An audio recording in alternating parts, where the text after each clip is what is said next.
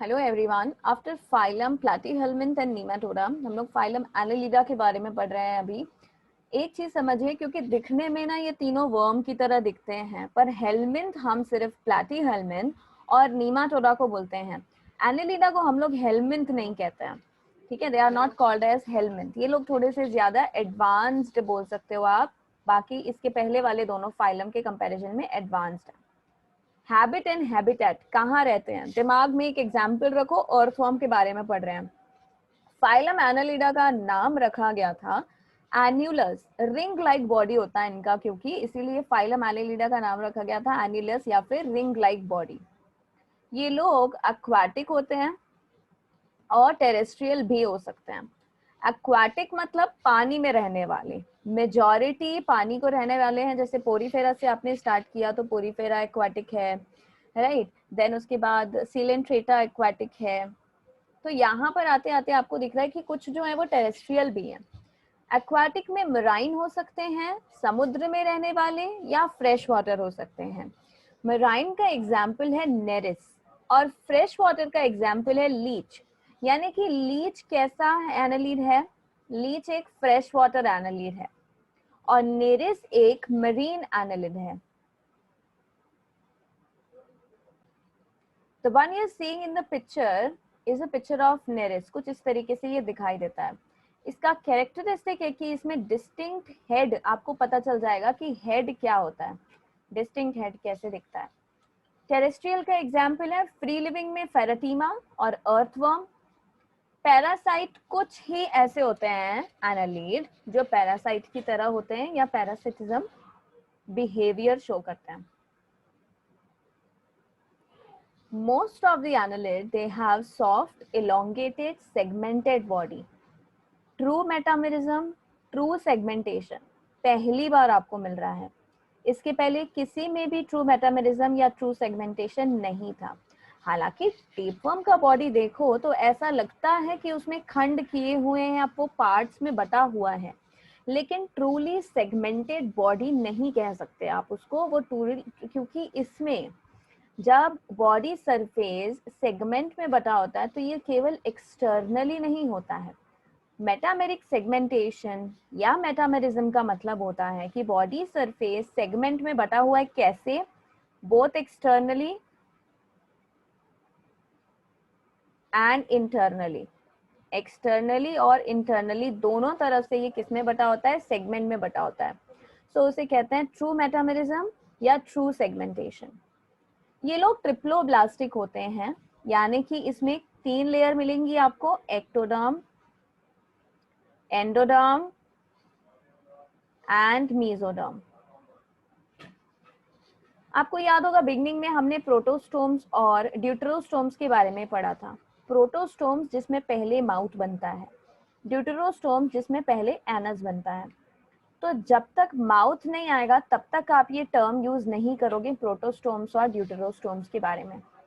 अब मैं यहाँ पर आपको रिमाइंड करवाऊं, आपने इसके पहले कौन से फाइलम पढ़े हैं? Porifera, coelenterata, ctenophora, platyhelminth, nematoda. तो ये जो फाइलम आपने पढ़े हैं, इन सब में से किसी में भी हम लोग प्रोटोस्टोम वर्ड यूज नहीं करेंगे। एनालिड्स जो हैं वो आपको पहली बार प्रोटोस्टोम्स मिल रहे हैं। Okay, so these are protostomes. Term का इस्तेमाल किसी में भी नहीं होगा।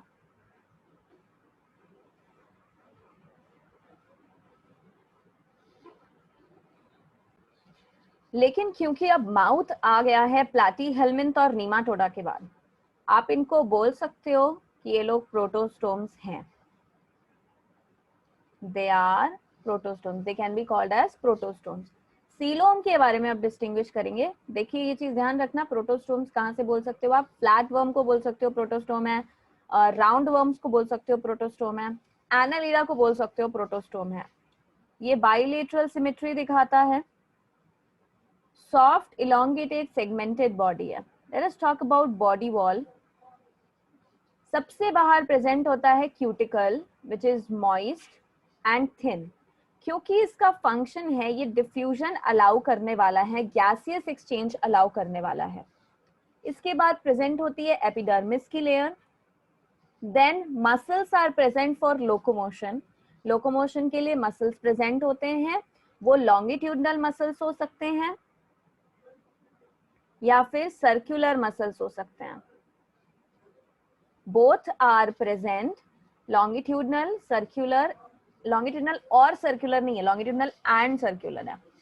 लोकोमोशन कैसे होता है देखो, सबसे पहला तो ये मसल्स मदद करते हैं लोकोमोशन में। उसके बाद बॉडी पर एस शेप सीटे प्रेजेंट होते हैं। I will explain that.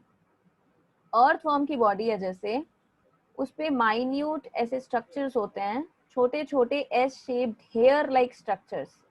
ये जो छोटे छोटे S shaped hair like structures होते हैं इनको कहते हैं सीटे। सीटे कैसे हैं? They are S shape, so S shape setae are present. ये बने होते हैं काइटिन के, तो इन्हें कहते हैं काइटिना सीटे हैं। फॉर एग्जाम्पल ये मिलते हैं अर्थवर्म में। तीसरा चीज जो लोकोमोशन के लिए प्रेजेंट होता है दैट इज पैरापोडिया। ये नेरिस में पाया जाता है। पैरापोडिया मस्क्यूलर अपेंडेजेस हैं। मस्क्यूलर यानी कि ये हाथ पैर की तरह मसल्स के बने हुए होते हैं, जैसे हमारे हाथ पैर की तरह काम करता है वैसे ही काम करते हैं, जो आप यहाँ पे फोटो में देख रहे हो। These are muscular appendages और पैरापोडिया। तो ये स्विमिंग में हेल्प करते हैं। जैसे ये एक सेगमेंट है, एक सेगमेंट पर ऐसे मस्कुलर अपेंडेज पैरापोडिया प्रेजेंट होता है, पेयर में है, और उसके ऊपर ऐसे सीटे प्रेजेंट है नेरिस में। अर्थवर्म में पैरापोडिया नहीं है। And it is helpful in swimming. Nereis क्योंकि एक्वाटिक एनालिड है तो ये स्विमिंग में मदद करता है उसको। नेक्स्ट प्रॉपर्टी देखिए, सर्कुलेटरी सिस्टम के बारे में बता रही हूँ मैं आपको। ये लोगों में सर्कुलेशन कैसा मिलता है? Closed circulation. क्लोज्ड सर्कुलेशन का मतलब है कि ब्लड जो है वो ब्लड वेसल्स के अंदर फ्लो करता है। इन लोगों के पास हार्ट भी प्रेजेंट होता है। मैम लेकिन हमारा हार्ट और इनका हार्ट क्या सेम है? बिल्कुल भी सेम नहीं है। इनके पास ट्रू हार्ट नहीं होता है, बस ये है ना कि इनकी जो ब्लड वेसल होती है वो ऐसे बीच बीच में एनलार्ज हो जाती है, तो कहते हैं कि इनके पास हार्ट प्रेजेंट है। और एनलार्ज हो जाती है बार बार, मतलब कि एक से ज्यादा हार्ट होते हैं इनके पास। So blood flows inside blood vessels known as closed circulation. They have heart present. Heart present होने का मतलब जो blood vessels हैं वो heart के तौर पर enlarged होके present होती हैं। Blood कैसा है? Red, क्योंकि इनके पास respiratory pigment होता है जो hemoglobin की तरह है। Except leech. लीच में ओपन सर्कुलेटरी सिस्टम होता है। जो खून पी रहा है ना, उसके पास ओपन सर्कुलेटरी, उसको जो खून पी रहा है उसके पास खून रखने की जगह नहीं है, तो वहां पर ब्लड वेसल्स में फ्लो नहीं करता। कहाँ फ्लो करता है? ओपन कैविटी या साइनस में फ्लो करता है ना। तो बेसिस ऑफ क्लासिफिकेशन में मैं आपको एक नोट पॉइंट यहाँ पर ऐड करा देती हूँ। सर्कुलेशन दो प्रकार का होता है, ओपन हो सकता है या क्लोज्ड हो सकता है। सो ओपन सर्कुलेशन का मतलब होता है ब्लड जो है वो ब्लड वेसल में फ्लो नहीं करता, ब्लड फ्लोज इन कैविटी और साइनस। क्लोज्ड का मतलब blood flows in blood vessels. Blood कहाँ फ्लो करता है? ब्लड वेसल्स में फ्लो करता है। सो ओपन और क्लोज सर्कुलेशन कुछ इस तरीके से। एनालिड में आपको इसमें से क्या मिल रहा है? क्लोज्ड सर्कुलेशन, सॉरी, लेकिन लीच जो है, जो ब्लड सकिंग एनिमल है, उसमें ओपन है एनालिड। और लीच यहाँ पर एक एग्जाम्पल है या एक्सेप्शन बोल सकते हो आप। सैंग्विवोरस होता है ये। Digestive system, complete digestive system, यानी कि बॉडी प्लान कैसा हुआ? Tube with in a tube body plan कहलाता है जो। They have mouth, pharynx, intestine, anus present. Digestion कहाँ पर होता है? कैविटी में होता है, जिसे कहते हैं एक्स्ट्रा सेल्यूलर डाइजेशन। अब डाइजेशन वर्ड के लिए दो टर्म आपने सुने होंगे, intra cellular, inter cellular, extra cellular. So जो आपके इम्पोर्टेंट या काम आने वाले हैं वो पहले मैं यहाँ पे बता देती हूँ कि दो प्रकार के डाइजेशन कैसे होते हैं। अगर कोई सेल है, यूनिसेलुलर ऑर्गेनिज्म है या कोई सिंगल सेल है जो खाने के पास ऐसे सराउंड हो रहा है ना, उसके बाद खाने को अंदर एनगल्फ कर ले रहा है, सॉरी यहाँ पर एनगल्फ कर ले रहा है, फिर उसके बाद ये पूरा वैक्यूल बन गया। Digestion inside cell is known as intracellular digestion। क्या कहलाता है? intracellular digestion।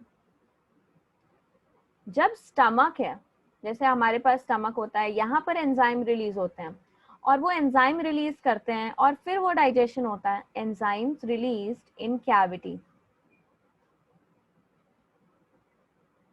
For digestion. Such a digestion is known as extracellular digestion। So जब से इंटेस्टाइन आया, जब भी पहली बार आया इंटेस्टाइन और डाइजेशन वहां पर चालू हुआ, तो वो डाइजेशन है एक्स्ट्रा सेल्यूलर। इंट्रासेल्यूलर मतलब मेजॉरिटी जो सिंगल सेल्यूलर ऑर्गेनिजम्स होते हैं उनमें पाया जाता है। सीलेंट्रेट में भी आपने देखी थी कैविटी मिलती है, तो सीलेंट्रेट में एक्स्ट्रा सेल्यूलर डाइजेशन मिलता है। लेकिन सीलेंट्रेट में ना इंट्रासेल्यूलर डाइजेशन भी मिलता है। कैसे मिलता है? उनके पास नीरोब्लास्ट थे जिन्होंने स्टिंग अपना बाहर की तरफ मारा और उस स्टिंग की वजह से जो भी इनका प्रीडेटर था, है ना, उस पे टॉक्सिन चला गया। So toxin is spread on the body of, sorry predator लिख दिया मैंने, प्रे को। प्रीडेटर तो यही लोग हो गए ना, जो खा रहे हैं उसको प्रे कहते हैं ना। हम लोग प्रीडेटर हैं, हम खा रहे हैं, जो चीज को खा रहे हैं उसको कहते हैं prey. So toxin is spread on prey by the predator. वहां पर वो बेहोश हो गया। अब मान लो कि वो बेचारा बहुत ही दिल का कमजोर था, just to help you memorize, not exactly दिल का कमजोर था। तो अब वो मान लो कि वहीं पर मर भी गया। अब क्या करेंगे ये लोग? सीधा उसको एनगल्फ कर लेंगे, ठीक है। लेकिन क्या बाहर डाइजेशन हुआ? नहीं, बाहर डाइजेशन नहीं हुआ। समझ रहे हो? बाहर डाइजेशन नहीं हुआ। तो इस समय डाइजेशन कहाँ पर होगा? सेल के अंदर जाएगा और यहाँ पर डाइजेशन होगा, जिसे कहते हैं intracellular digestion. Digestion inside the cell. कौन सा सेल? नीडोब्लास्ट या स्टिंगिंग सेल। और एक्स्ट्रा सेल्युलर डाइजेशन मतलब डाइजेशन जो है वो कैविटी में हो। कई लिटरेचर इसे, कई बुक्स एक्स्ट्रा सेल्युलर डाइजेशन को इंटरसेल्युलर डाइजेशन भी लिखते हैं। पूरे तरीके से सब लोग नहीं मानते इस टर्म को। इंटरसेल्युलर डाइजेशन लिखने का मतलब होता है कि दो सेल के आपस में कोई चीज हो रही होगी, तो क्योंकि सेल के बाहर है तब इसको कह देते हैं कि ये इंटरसेल्युलर डाइजेशन है, but it is actually extra cellular digestion. तो अर्थ फॉर्म में आपको क्या मिल रहा है? कैविटी में मिल रहा है, यानी कि एक्स्ट्रा सेल्युलर डाइजेशन है। एक्सक्रीटरी सिस्टम के बारे में बात करें, क्योंकि हमें ये मालूम है कि इन लोगों में ऑर्गन सिस्टम मिलता है। लेवल ऑफ ऑर्गेनाइजेशन कैसा है? Organ system level of organisation है। सो अबाउट एक्सक्रीटरी सिस्टम, इन लोगों के पास कंप्लीट एक्सक्रीटरी सिस्टम है।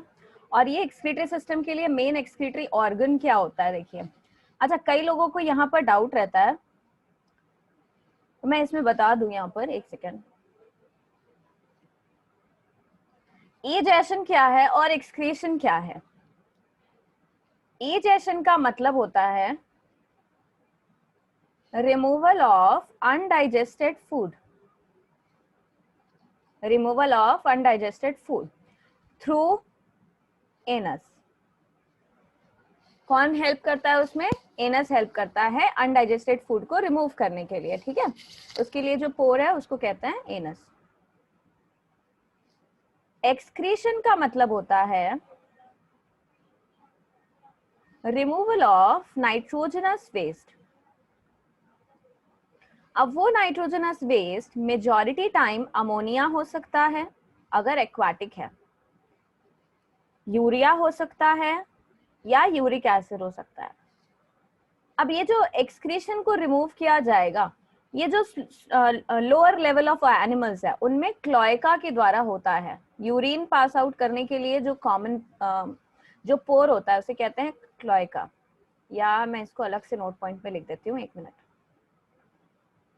एक्सक्रीशन समझ में आ गया आपको? एक्सक्रीशन और इजेशन में क्या डिफरेंस है? क्लोएका क्लोएका एक कॉमन पोर है for urine and male gametes, तो इसीलिए इसको यूरिनोजेनाइटल पोर भी कहते हैं। अब किसी में अगर क्लोएका नहीं है या रिप्रोडक्टिव सिस्टम प्रॉपर डेवलप नहीं है तो वहां पर एक्सक्रीटरी पोर ये काम करता है। थ्रू एक्सक्रीटरी पोर और cloaca is going to help in this same thing, egestion और excretion। ये दोनों में डिफरेंस समझिए। कई बार लोग क्या है एक्सक्रीशन और इजेशन में बड़ा मिक्सअप कर देते हैं। आप सोचो डाइजेस्टिव सिस्टम का जो वेस्ट है वो एनस की तरह बाहर जाता है, वो इजेशन कहलाता है, और जो आपने जो भी सांस लिया उसके बाद हर सेल में जो कचरा बनता है वो एक्सक्रीशन के वेस्ट में जाता है। इनके पास एक्सक्रीटरी ऑर्गन, और हाँ एक्सक्रीटरी ऑर्गन और एक्सक्रीटरी पोर भी दो अलग अलग चीजें हैं। जैसे हमारे पास एक्सक्रीटरी ऑर्गन के तौर पे क्या है हमारी बॉडी में, यहाँ पे लिख रही हूँ मैं, excretory organ in human is kidney, यानी कि excretory organ is the organ that helps to eliminate nitrogenous waste, वो ऑर्गन जो नाइट्रोजनस वेस्ट को एलिमिनेट करने में मदद करता है, बना के भेजने में या जो भी। तो ह्यूमन में क्या है एक्सक्रीटरी ऑर्गन, किडनी। यहाँ पर एक्सक्रीटरी ऑर्गन क्या है, नेफ्रीडिया। एक्सक्रीशन के लिए कौन सा ऑर्गन प्रेजेंट होता है उसको कहते हैं नेफ्रीडिया। ये एक्सक्रीशन भी करता है और ऑस्मो रेगुलेशन भी करता है। एक्सक्रीशन का मतलब होता है removal of nitrogenous waste, osmoregulation का क्या मतलब होता है, removal of nitrogenous waste. Osmoregulation का मतलब होता है maintenance of water and ions in body. Body में वाटर और आयंस का बैलेंस बनाने का काम करने वाले को कहते हैं कि ये ऑस्मो रेगुलेशन कर रहा है, ऑस्मोसिस को रेगुलेट कर रहा है। पानी आने देना है या नहीं आने देना है, जाने देना है, रोकना है, क्या करना है ना, कितना पानी रखना है, तो वो काम कौन करता है, ऑस्मो रेगुलेशन का काम कौन करता है, उसे कहते हैं नेफ्रीडिया। बहुत सारे टाइप के नेफ्रीडिया होते हैं अर्थवर्म में। नर्वस सिस्टम इनके पास वेल डेवलप्ड है। देखिए जरा नर्वस सिस्टम किस तरीके से होता है। इनके पास एक नर्व रिंग होती है, नर्व रिंग को ब्रेन कहते हैं, और ये पेयर्ड होती है, यानी कि दो होते हैं इसलिए कहते हैं पेयर्ड गैंग्लिया। और ये एंटीरियर साइड पर प्रेजेंट है। कहाँ पर प्रेजेंट होता है बॉडी में, एंटीरियर साइड पर प्रेजेंट होता है, सामने की तरफ। फिर उसके बाद एक नर्व कॉर्ड होती है। जितने भी नॉन कॉर्डेट में नर्व कॉर्ड होगी वो हमारे नर्व कॉर्ड के ऑपोजिट होती है। जैसे हमारे पास नर्व कॉर्ड कहाँ पर है, पीछे, स्पाइनल कॉर्ड पीछे है ना, पीछे मतलब डॉर्सल। इन लोगों के पास उल्टा है, कहाँ पर है, वेंट्रल। तो इनका नर्व कॉर्ड किधर है, वेंट्रल साइड पर है, दो है। So double ventral nerve cord होता है। कैसा होता है, डबल वेंट्रल नर्व कॉर्ड होता है। तो नर्वस सिस्टम काफी ज्यादा इन लोगों का वेल डेवलप्ड है, जैसे कि हम लोग देख रहे हैं। रेस्पिरेशन कैसे होता है, स्किन के द्वारा होता है। स्किन गैसेस एक्सचेंज के लिए होती है, इसीलिए तो स्किन मॉइस्ट थी, गैसेस का आना जाना अलाउ कर रही है। Skeleton, hydrostatic skeleton due to body fluid और सीलोम और सीलोमिक फ्लूइड। इनके पास स्केलेटन कैसा होता है, हाइड्रोस्टैटिक स्केलेटन होता है। बॉडी फ्लूइड की वजह से ये स्केलेटन कैसा रहता है, रिजिड रहता है एकदम, उसी को कहते हैं हाइड्रोस्टैटिक स्केलेटन है। अब देखिए रिप्रोडक्टिव सिस्टम। एक मिनट, रिप्रोडक्टिव सिस्टम बताने के पहले मैं आपको कुछ जनरल इंट्रोडक्शन दे देती हूँ यहाँ पर, फिर लिखिएगा उस चीज को। And don't just mug up and copy everything, ये बात का ध्यान रखो। जब भी आप चीजें लिख रहे हो कोशिश करो कि समझ में आ रही है कि नहीं, और जब समझ में नहीं आ रहा होता है तो एक छोटा सा एग्जाम्पल बगल में लिख के या कुछ ट्रिक बना के याद कर लिया करो, हिंदी में लिख लिया करो। रिप्रोडक्शन में सबसे पहली चीज जो आपको समझनी है वो है सेक्सुअलिटी ऑफ ऑर्गेनिजम्स।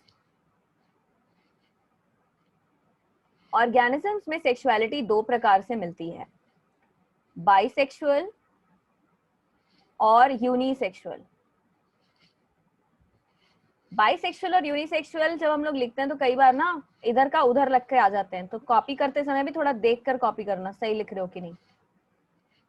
बाइसेक्सुअल मतलब both sexes in one body.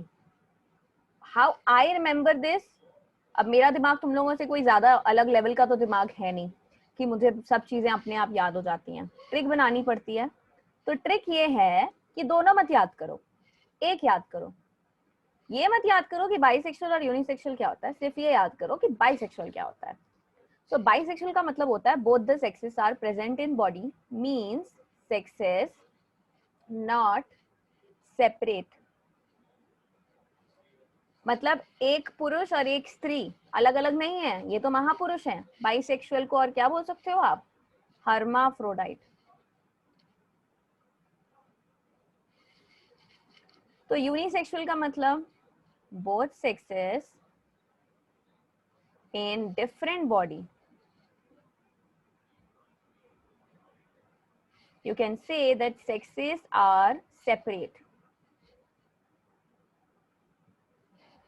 Okay, unisexual bisexual के लिए एक और टर्म यूज किया जाता है, यूनि मतलब एक, ठीक है, तो यूनि के साथ मोनो नहीं आएगा, डायोशियस। और बाइसेक्सुअल की जगह दूसरा आता है मोनोइशियस।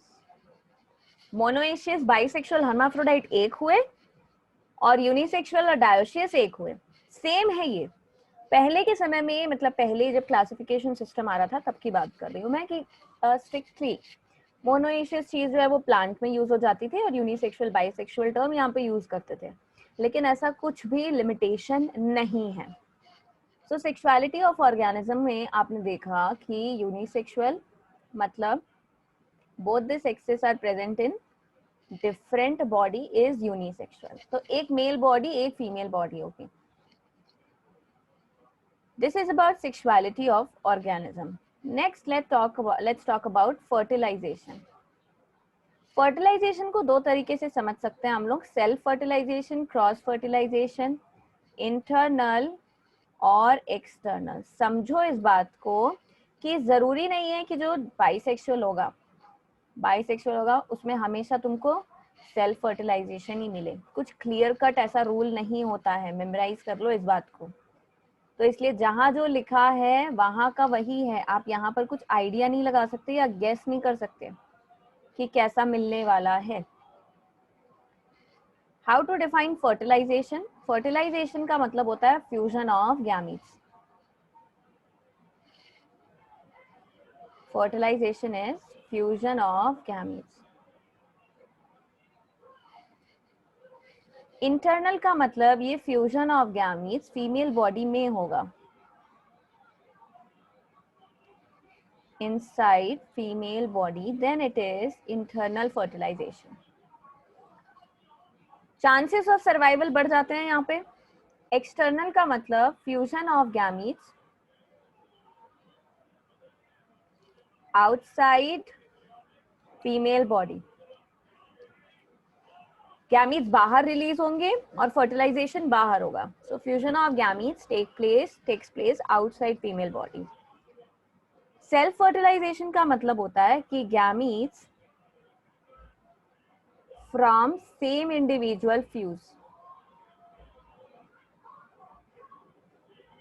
ये तभी पॉसिबल है जब वो इंडिविजुअल बाइसेक्सुअल हो। यूनिसेक्सुअल में तो सेल्फ फर्टिलाइजेशन नहीं हो सकता कभी भी, है ना। यूनिसेक्सुअल में सेल्फ फर्टिलाइजेशन नहीं हो सकता, तो सेल्फ वाला केवल बाइसेक्सुअल में देखा जा सकता है। तो बाइसेक्सुअल के बारे में एक और चीज मैं लिख देती हूँ यहाँ पे, देखो मेशो सेल्फ फर्टिलाइजेशन और क्रॉस भी मिल सकता है इसमें। क्रॉस फर्टिलाइजेशन मतलब दो डिफरेंट ऑर्गेनिज्म के गैमीट्स फ्यूज कर सकते हैं, ठीक है, डाइवर्सिटी के लिए करते हैं, ऐसा होता है, पॉसिबिलिटी है। यूनिसेक्सुअल के लिए both the sexes are in different body and they only show cross fertilisation.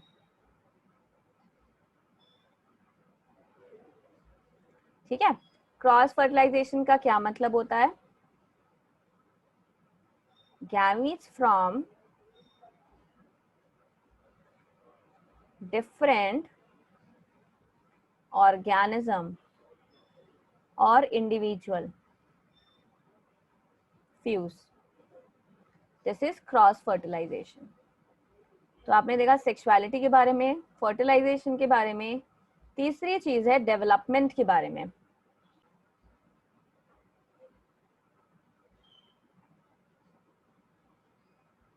Development इनमें कैसा मिलता है?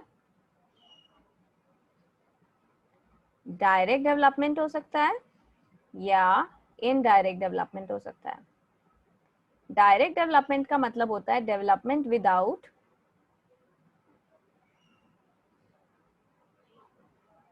Larval stage. बीच में कोई लार्वल स्टेज नहीं आएगा. डायरेक्ट जो भी एग होगा उससे एडल्ट बनेगा. इनडायरेक्ट का मतलब डेवलपमेंट विथ लार्वल स्टेज. क्या होगा? लार्वल स्टेज आएगा और लार्वल स्टेज बीच में आता है, इसलिए उसको कहते हैं इनडायरेक्ट डेवलपमेंट. तो बेसिस ऑफ क्लासिफिकेशन में ये चीजें भी आप या तो साइड में नोट पॉइंट के तौर पे ऐड कर लो. यहाँ पर देखते हैं रिप्रोडक्टिव सिस्टम में सबसे पहले सेक्सुअलिटी. यूनिसेक्सुअल मिलते हैं कि बाइसेक्सुअल मिलते हैं? सो नेरिस यूनिसेक्सुअल है. यूनिसेक्सुअल का मतलब ये मेल नेरिस है और ये फीमेल नेरिस है. ठीक है, मेल नेरिस और फीमेल नेरिस. नेरिस किसको बिलोंग करते हैं? पॉलीचीटा क्लास को बिलोंग करते हैं. मोनोइशियस और बाइसेक्सुअल का मतलब sexes are present in the same body. Earthworm, leech. Leech belong करता है हिरुडीनिया को. तो इन लोगों में एक ही बॉडी में मेल और फीमेल प्रेजेंट होता है. ठीक है, एक ही बॉडी में मेल और फीमेल प्रेजेंट होता है, इसीलिए इन्हें हम लोग बाइसेक्सुअल, मोनोइशियस या फिर हर्माफ्रोडाइट भी कह सकते हैं. Right, they can be called as hermaphrodite. Earthworm belongs to oligochaeta. Fertilization देखें. फर्टिलाइजेशन इंटरनल हो सकता है जैसे लीच में मिलता है, और एक्सटर्नल हो सकता है जैसे नेरिस में है और अर्थवर्म में है. डेवलपमेंट डायरेक्ट डेवलपमेंट है अर्थवर्म और लीच में, और इनडायरेक्ट है नेरिस में. इसके लार्वा का नाम होता है ट्रोकोफोर. और एक और एग्जाम्पल है पॉलीगॉर्डियस, इसमें भी इनडायरेक्ट डेवलपमेंट मिलता है. लीच के बारे में बात करते हैं. ये एक ब्लड सकिंग एनिमल है. ब्लड सकिंग एनिमल का मतलब उसे सैंग्विवोरस भी कहते हैं. Sometimes also not sometimes, it can also be written as blood parasite.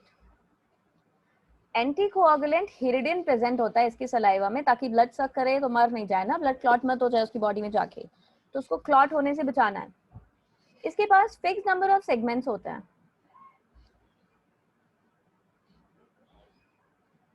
And those fixed number of segments are 33 segments. इनके स्किन पर, स्किन के जस्ट अंदर में मतलब एपिडर्मिस में एक स्पेशल मेसोडर्म से डिराइव किया हुआ बोट्राइडल टिश्यू प्रेजेंट होता है, जो एडिपोज टिश्यू का मॉडिफाइड फॉर्म है, जिसका काम होता है फैट को स्टोर करना और एक्सक्रीशन के लिए रिस्पॉन्सिबल होता है. क्लासिफिकेशन ऑफ एनालिडा 4 क्लासेस में क्लासिफाई किया गया है. Polychaeta, oligochaeta, हिरुडीनिया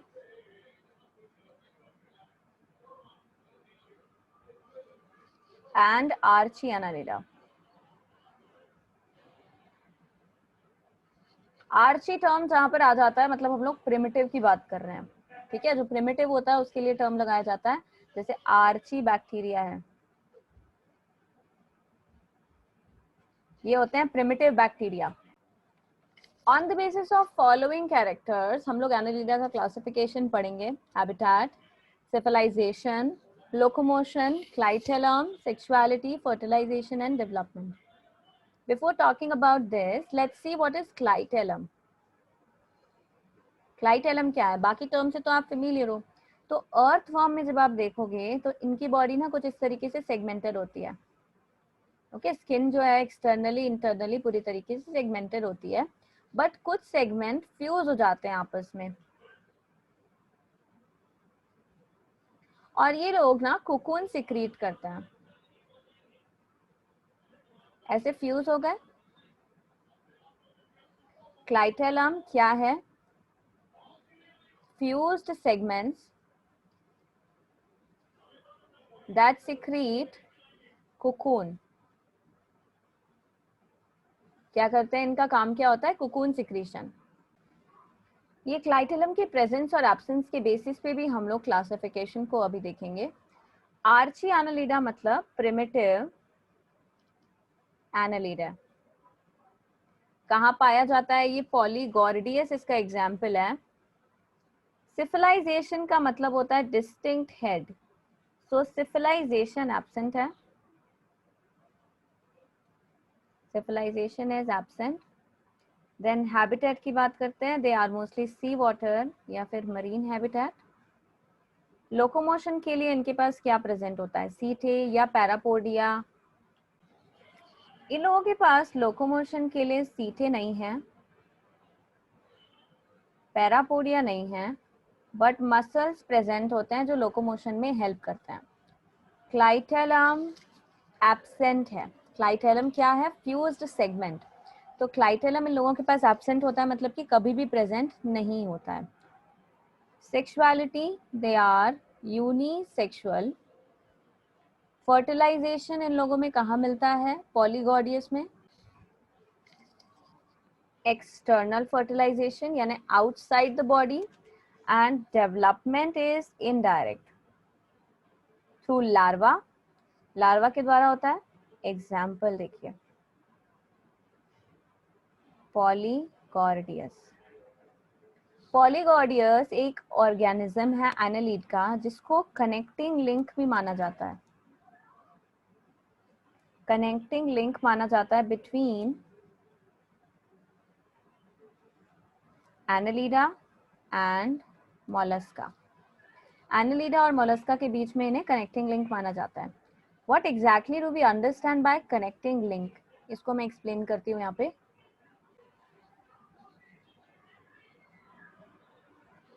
connecting an organism or sometimes a class of organism which represents characteristics of two organism from different phylum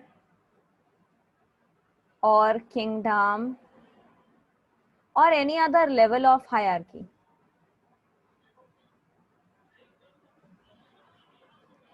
Then they are known as connecting link. जैसे इस समय हम लोग पॉलीगॉडियस को कह रहे हैं क्योंकि उसमें कुछ कैरेक्टरिस्टिक्स एनालिडा के हैं, तो कुछ कैरेक्टरिस्टिक उनके पास मोलस्का के हैं। थर्ड क्लास जिसके बारे में पढ़ रहे हैं दैट इज हिरुडीनिया। हिरुडीनिया के एग्जाम्पल्स लिखवा देती हूँ मैं आपको। Hirudinaria which is leech. Another example is Bonilia. Bonilia is marine leech. खास बात है बोनीलिया के बारे में, बोनीलिया में जो मेल होता है it lives permanently in female uterus. कहाँ पाया जाता है वो? फीमेल यूटेरस में मिलता है। यानी कि आपको ये चीज पता चल गया कि ये यूनिसेक्सुअल है।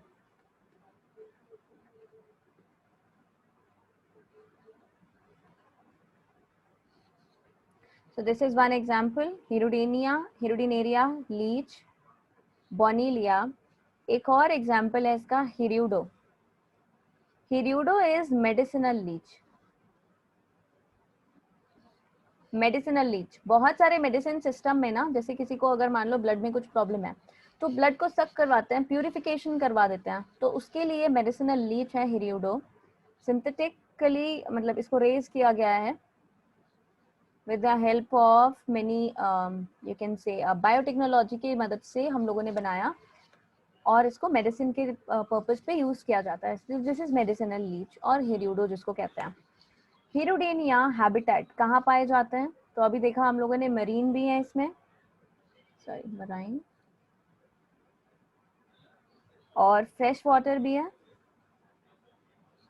सिफिलाइजेशन यानी कि डिस्टिंक्ट हेड एब्सेंट, देखकर आप नहीं बता सकते कि इन लोगों का हेड कहाँ पर है। लोकोमोशन के लिए पैरापोडिया नहीं है, सीठे नहीं है, क्योंकि ये लोग ब्लड सक करते हैं। They have suckers at both ends, दोनों ही किनारों पर इनके पास सकर्स प्रेजेंट होते हैं। क्लाइटेलम प्रेजेंट होता है केवल ब्रीडिंग सीजन में, यानी temporary, present only in breeding season.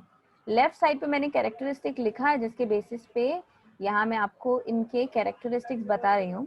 Then sexuality, मतलब ये यूनिसेक्सुअल है कि बाइसेक्सुअल है। सो दे आर बाइसेक्सुअल। समझ के बैठो कि पैरासाइट्स मेजॉरिटी बाइसेक्सुअल नेचर की होती है। फर्टिलाइजेशन इनमें कहाँ मिलता है?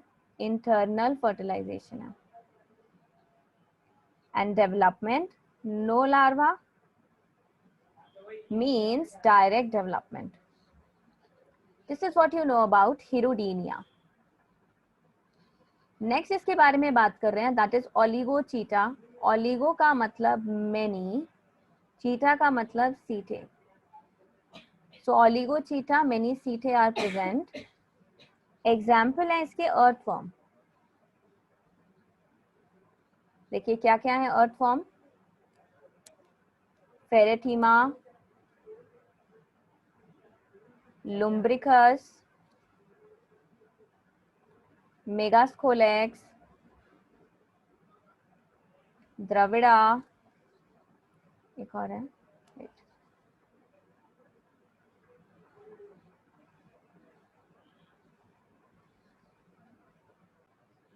Ferretima, Eutyphius, Lumbricus, Megascolex, Drevera. These are South Indian earthworm. उस क्लाइमेट में ये ज़्यादा अच्छे से रहते हैं। South Indian earthworm. Ferretima, Eutyphius, they are North Indian earthworm. अब बड़े सारे लोग पहले से ही बोल दे रहे Lumbricus जो है वो मिडिल इंडियन होगा, नहीं है, दिस इज यूरोपियन earthworm. तो these are certain examples of earthworms. Earthworms में habitat कहाँ पाए जाते हैं? Now they are terrestrial as well as they are aquatic. Cephalization absent है, डिस्टिंक्ट हेड नहीं होता है इनके पास। लोकोमोशन के लिए setae are present, parapodia absent. Clitellum present होता है और एक्चुअल में ये अर्थवर्म का ही डिस्टिंक्ट कैरेक्टरिस्टिक होता है clitellum. Sexuality, they are unisexual और बाइसेक्सुअल, दे आर बाइसेक्सुअल और हर्माफ्रोडाइट। इन लोगों में फर्टिलाइजेशन क्रॉस फर्टिलाइजेशन होता है, एक्सटर्नल फर्टिलाइजेशन होता है। Development direct, no larva. Polychaeta class के बारे में बात करेंगे। सो पॉलीचीटा सीटे आर प्रेजेंट, नेरिस की बात कर रहे हैं पॉलीचीटा। तो ये लोग एक्वाटिक हैं, by nature aquatic, sea water में पाए जाते हैं। सिफिलाइजेशन इन्हीं में देखा गया है। So cephalization is present in case of polychaeta. Locomotion के लिए इनके पास सीटे भी प्रेजेंट है और पैरापोडिया भी प्रेजेंट है, मस्कुलर अपेंडेजेस। क्लाइटेलम एब्सेंट होता है। सो बेसिकली क्लाइटेलम इन्हीं का कैरेक्टरिस्टिक है, अर्थवॉर्म का कैरेक्टरिस्टिक है। हिरोडीनिया में तो ये केवल ब्रीडिंग सीजन में आता है। सेक्सुअलिटी, क्या ये यूनिसेक्सुअल है या बाइसेक्सुअल है? यूनिसेक्सुअल। थोड़ी देर पहले मैंने आपको बताया था male Nereis and female Nereis अलग अलग होते हैं, राइट? फर्टिलाइजेशन इन लोगों में कैसे मिलता है देखिए, external and in water. So external fertilisation पाया जाता है। केवल लीच है पैरासिटिक फॉर्म जिसमें इंटरनल फर्टिलाइजेशन है, राइट? एंड लार्वा आपको दिखेगा यहाँ पर नेरिस में है, इनडायरेक्ट डेवलपमेंट। लार्वा का नाम है ट्रोकोफोर लार्वा। एग्जाम्पल्स देखते हैं क्या है। Nereis, also known as sandworm. Then there is Aphrodite, also known as sea mouse. So these are some examples of Polychaeta. हम लोगों ने क्लासिफिकेशन ऑफ एनालिडा देखा, पॉलीचीटा, ओलिगोचीटा, हिरुडीनिया, आर्ची एनालिडा, पोहा, ऐसे याद रख सकते हो आप इनके 4 क्लासेस के बारे में. एंड कैरेक्टरिस्टिक्स पर्टिकुलर एग्जाम्पल को लेके जरूर मेमोराइज करने की कोशिश करिएगा. नेक्स्ट क्लास में हम लोग फाइलम आर्थ्रोपोडा के बारे में पढ़ेंगे.